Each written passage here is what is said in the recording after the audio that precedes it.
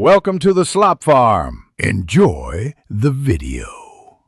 In this video, I will explain how to make fruit salad for sale. First, consider your market and what fruits are in season. This helps you choose ingredients that are both delicious and cost-effective. Think about local food safety rules too, ensuring your product is safe and compliant.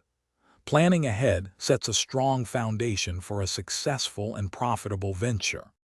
Now let's talk about the fruit itself.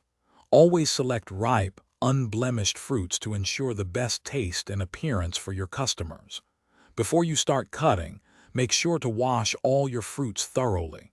Then, carefully cut them into uniform, bite-sized pieces, which makes the salad easy and enjoyable to eat. When mixing your fruit salad, be gentle to avoid bruising the delicate fruits. A light dressing, perhaps a squeeze of citrus juice, can enhance flavor and help preserve freshness. Finally, package your beautiful fruit salad in clear, attractive containers. This not only showcases your product but also makes it appealing and ready for sale. Proper storage is key to maintaining freshness. Keep your fruit salad in a refrigerator at 40 degrees Fahrenheit or below.